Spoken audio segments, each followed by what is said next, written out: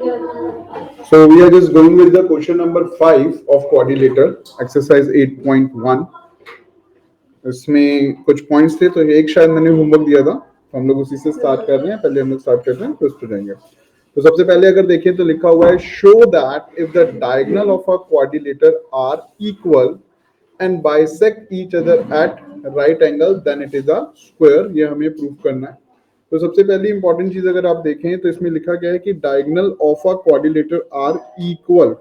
आपको ये नहीं बताया है कि क्वाड्रिलेटर है क्या, बट एक चीज बताइए कि डायगोनल्स क्या हैं, इक्वल हैं। तो लेट्स से हमने एक क्वाड्रिलेटर बनाया ए बी सी डी, जिसमें फर्स्ट डायगोनल ए सी है, सेकंड डायगोनल डी बी है। तो A C is equals to D B, diagonals are equal.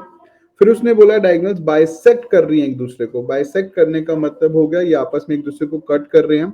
इसका मतलब अगर हम सेंटर पॉइंट जहां पे कट कर रहे हैं उसे ओ मानते हैं, तो O A is equal to O C and O D equals to O B. उसके अलावा ये बाइसेक्ट कर रहे हैं एट राइट एंगल ट्राइंगल पे, तो गिवन के अंदर जो एंगल ओ है वो कितने डिग्री का हो गया, 90 डिग्री का हो गया। तो इसका मतलब है हमें तीन चीजें गिवन है, that the diagonals are equal, diagonals are bisecting each other and the diagonals are bisecting each other at 90 degree. हमें जो प्रूफ करना है, हमें प्रूफ करना है that the thing is a square. That means जो क्वाड्रिलेटर है वो क्या है, स्क्वायर है।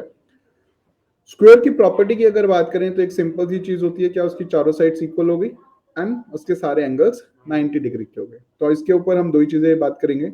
एक तो हमें चारों की चारों साइड्स को क्या करना है, इक्वल करना है, और दूसरा हम लोगों को एंगल को 90 डिग्री प्रूफ करना है। जब भी आपके पास आए कि आपको चारों साइड्स इक्वल करनी है, तो आपको सिंपल सा करना है, पहले दो अपोजिट ट्राइंगल्स को इक्वल करो, उनकी साइड्स इक्वल करो। फिर दो एडजेसेंट ट्राइंगल्स को लो और उनकी साइड्स इक्वल करो। यानी कि दो अपोजिट का मतलब है जस्ट गो लाइक दिस। जब भी डायगोनल्स होगा तो एक ये ट्राइंगल एक ये ट्राइंगल, और इन दोनों को जब आप कॉन्ग्रुएंट करेंगे तो आपके पास क्या होगा, ये वाली साइड इस साइड के equal, that means opposite sides are equal. और दूसरा फैक्ट क्या करेंगे आप, एडजेसेंट एंगल्स को इक्वल करेंगे। Adjacent equal senses like that, जैसे मान लीजिए ये पूरा का पूरा डायगोनल के साथ पूरा ट्राइंगल है, तो इसको अगर हम बीच में से सेपरेट करते हैं तो ये O D A and O A B, तो एक ट्राइंगल ये और एक ट्राइंगल ये, दिस इज बेसिकली एडजेसेंट के लिए। तो ये वाली साइड इस साइड के इक्वल हो जाएगी। तो आपके पास इन दो एस्पेक्ट की हेल्प से क्या होगा, आपके पास चारों साइड्स इक्वल हो जाएंगी। पहला एस्पेक्ट अपोजिट साइड इक्वल कर देता है, दूसरा एस्पेक्ट एडजेसेंट साइड इक्वल कर देता है, जिसकी वजह से चारों साइड्स हमारी क्या हो जाती हैं, इक्वल। तो सबसे पहले हमें प्रूफ करना है, तो we are just taking for the proof. तो सबसे पहले हमने बटरफ्लाई ट्राइंगल्स ले रहे हैं हम लोग। So O A D and O B C. So in triangle O A B and triangle O B C. Okay, तो सबसे पहले आपको देखिए पता ही है कि जो डायगोनल्स हैं वो आपस में बाइसेक्ट कर रही हैं। तो ओ ए ओ सी के इक्वल है, ओ डी ओ बी के इक्वल है। तो हमने सिंपल सा लिखा O A equal to O C, O D equals to O B. आप यहाँ पे लिख सकते। So O A equal to O C, O B equal to C, ये गिवन है क्योंकि क्या बोला है उसने, डायगोनल्स बाइसेक्ट ईच अदर।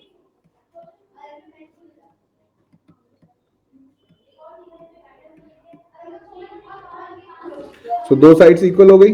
दूसरा पॉइंट आप देख सकते हैं, जो एंगल ओ है और ये एंगल ओ है, ये वर्टिकल अपोजिट एंगल्स हैं। तो आप क्या लिख लेंगे, A O D is equals to B O C. So angle A O D is equals to angle B O C and each of, या तो ईच ऑफ 90 डिग्री लिख लीजिए आप, या फिर आप लिख सकते हैं vertical opposite angles are equal. ठीक है, तो with the help of S A S दोनों ट्राइंगल्स क्या हो गए, कॉन्ग्रुएंट हो गए। तो हम क्या लिख लेंगे, triangle O A B congruent to triangle O B C, और हम यहाँ पे क्या लिखेंगे, by S A S congruent triangles property। ठीक है जी, कॉन्ग्रुएंट हो गया। अब जैसे ही दोनों कॉन्ग्रुएंट हो गए, यानी कि ये आपका था ओ, ये डी और ये ए, और ये ओ, ये बी और ये सी, आपने ये वाले ट्राइंगल को इस वाले ट्राइंगल के कॉन्ग्रुएंट कर लिया, तो मैं लिख सकता हूं AD is equal to BC। AD वाली साइड किसके इक्वल है? BC के। We just write AD equals to BC and reason आ जाएगा बाय CP/CT। ठीक है, रीजन क्या आ जाएगा? By CP/CT, that mean corresponding parts of congruent triangles are equal. तो अपोजिट साइड इक्वल हो गई। अब सिमिलरली ना देखो, आपने अभी AD और BC किया है, अगर हम बात करें, ठीक है, तो ये A है, ये B, ये C और ये D। तो अभी अगर हमने बात करी कैसे कैसे AOD एंड BOC की, तो हमने AD और BC को इक्वल किया ना, तो सिमिलरली जैसे हमने इनको इक्वल किया, सिमिलरली हम क्या कह सकते हैं?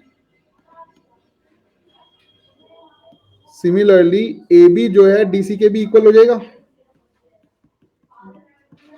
ठीक है ना, अभी हमने इधर वाले दोनों ट्राइंगल्स लिए थे, अगर हम ऊपर वाले ले लें, यानी कि ODC और OAB ले लें, तो हम क्या कर पाएंगे? AB और DC को भी इक्वल कर पाएंगे सेम तरीके से। अच्छा, अब हो गया एडजेसेंट साइड, सॉरी, अब हो गया अपोजिट साइड इक्वल। अब हमने क्या करनी है? Adjacent side. तो अब हम कौन से दो ट्राइंगल लेंगे? नाउ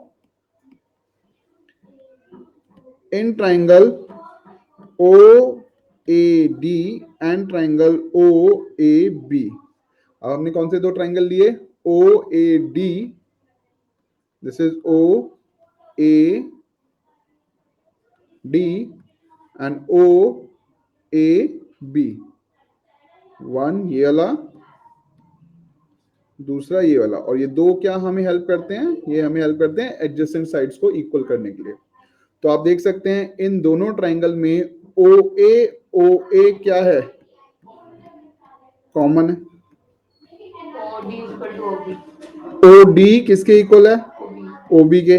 ये गिवन है क्योंकि उन्होंने बोला डायगोनल बाइसेक्ट कर रहे हैं। और एंगल O कितने का है? 90 डिग्री का। तो हम लोग क्या लिख सकते हैं? Angle AOD equals to AOB each of, ठीक है जी, बाय SAS ये दोनों क्या हो जाएंगे? कॉन्ग्रुएंट हो जाएंगे। तो लिख लीजिए triangle OAD congruent to triangle OAB by SAS congruent triangles property. ठीक है, कॉन्ग्रुएंट ट्राइंगल प्रॉपर्टी के उससे क्या हो गया? इक्वल हो गया। तो अब हम बोल सकते हैं कि AD और AB इक्वल है साइड। AD और AB देख रहे हैं आप, AD ये वाली साइड और AB ये वाली साइड, एडजेसेंट साइड इक्वल हो गई। तो हम लिख रहे हैं जी भाई AD equals to AB by CP/CT। अब एडजेसेंट साइड हो गई इक्वल। अब देखो, अभी आपने लिखा AD AB के इक्वल है, सिमिलरली हम लोग क्या कर सकते हैं? DC CB के इक्वल भी कर सकते हैं। तो वो भी लिख लेते हैं हम, सिमिलरली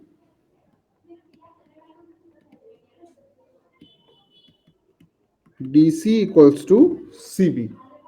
ठीक है, अब आप इसको दे दीजिए 1, जो हमने ऊपर प्रूफ किया अपोजिट साइड वाला, इसको दे दीजिए सेकेंड।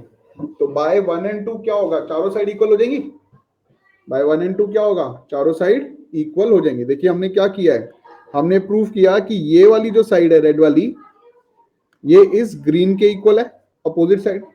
फिर हमने प्रूफ करा भैया ये जो रेड वाली साइड है, ये इधर वाली ग्रीन के भी इक्वल है, यानी कि ये रेड वाली इस ग्रीन के भी है और इस ग्रीन के भी है।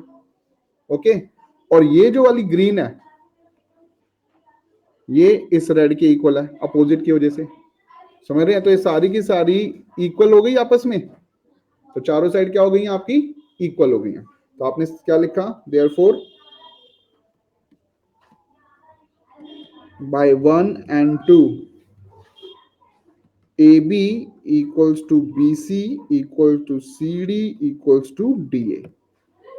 चारों साइड इक्वल होने से आप स्क्वायर नहीं लिखेंगे, अभी सिर्फ ये रोम्बस की प्रॉपर्टी को वो करता है। ठीक है, अभी हमें क्या करना है? 90 डिग्री और करना है। ठीक है, चलिए गाइस, तो अब हम प्रूफ कर रहे हैं इसे 90 डिग्री। तो उसके लिए हमने सिंपल सा क्या लिखा, सबसे पहले लिखा in quadrilateral A B C D, पूरे के पूरे क्वाड्रिलेटर की बात कर रहे हैं। तो ए बी सी डी में क्या हो रहा है गाइस, ये है A B C D, A B C D. तो A B is equals to C D and A D is equals to B C. That means opposite sides are equal.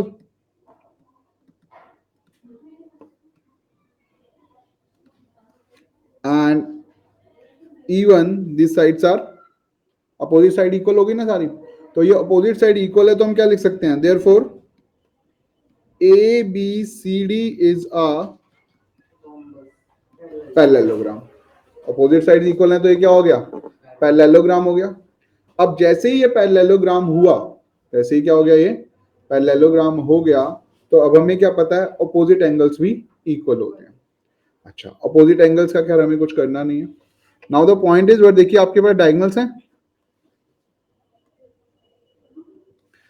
अब हमें ये पता है कि अगर ये पैरेललोग्राम है तो angle B plus angle C, angle B plus angle C, इन दोनों को अगर मैं प्लस करूं तो 180 डिग्री हो जाएगा, क्योंकि sum of co-interior angle is equals to 180 degree. लाइनें पैरेलल हो गई हैं, तो sum of co-interior angle कितना हो जाएगा, 180 हो जाएगा। बी और सी, बी और सी को आप प्लस करें, या ए और डी को आप प्लस करें, सी और डी को आप प्लस करें, ए या बी को प्लस करें, जो एक ही लाइन में आ रहे हैं। ठीक है, तो एक लाइन में जो है sum of co-interior angles क्या होता है, 180 होता है। ठीक है, अब पॉइंट ये आता है कि अगर मैं बी और सी को इक्वल प्रूफ कर दूं तो 90 आराम से आ जाएगा। अगर मैं एंगल बी और सी को इक्वल प्रूफ कर दूं तो मेरे पास 90 आ जाएगा। अब मुझे चाहिए कि एंगल बी और सी पूरा पूरा आ जाए, तो मैं कौन से दो ट्राइंगल लूंगा गाइस, मैंने लिया डी सी बी।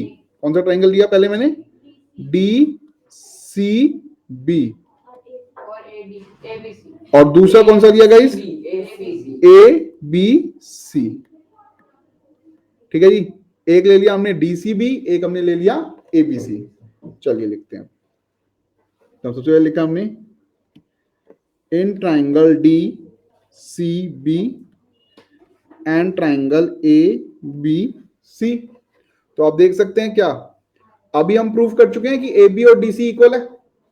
ए बी और डी सी क्या है, इक्वल है। तो हमने लिखा जी A B is equals to D C, B C is equals to B C, common, इसको आप लिख लीजिए above proved,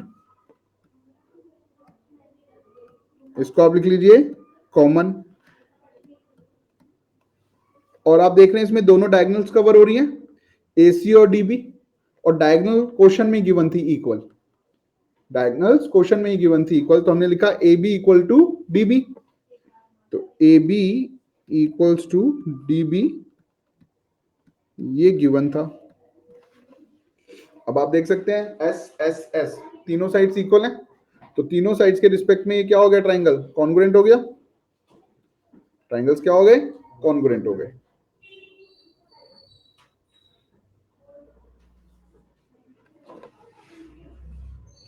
So now we are writing triangle DCB congruent to triangle ABC by SSS congruent triangles property। ठीक है, अब जैसे ही ये congruent हो गया, अब हम क्या लिख सकते हैं, हम लिख सकते हैं एंगल बी जो है एंगल सी के इक्वल है, एंगल बी जो है एंगल सी के इक्वल है। तो हमने क्या लिखा, angle B is equals to angle C by C P C T, दोनों इक्वल हो गए। अब हम क्या लिख रहे हैं, नो, हमें क्या पता है, angle B plus angle C करें तो 180 डिग्री होता है। क्यों होता है, sum of co-interior angles, sum of co-interior angles. अब बी और सी दोनों इक्वल हैं, बी और सी दोनों इक्वल हैं, तो मैं सी के प्लेस पर भी बी लिख सकता हूं। मैंने सी और बी इक्वल हैं, तो सी के प्लेस पे क्या लिख दिया, बी लिख दिया, equals to 180 degree. Angle B करेंगे तो क्या हो जाएगा, 2 angle B 180 degree. So angle B कितना आ जाएगा, 180 डिवाइडेड बाई 2, एंगल बी आ गया 90 डिग्री। ठीक है जी, समझ आया। अब जैसे एंगल बी आ गया ऐसे angle A B C D सारे आ जाएंगे। हमने क्या लिखा, सिमिलरली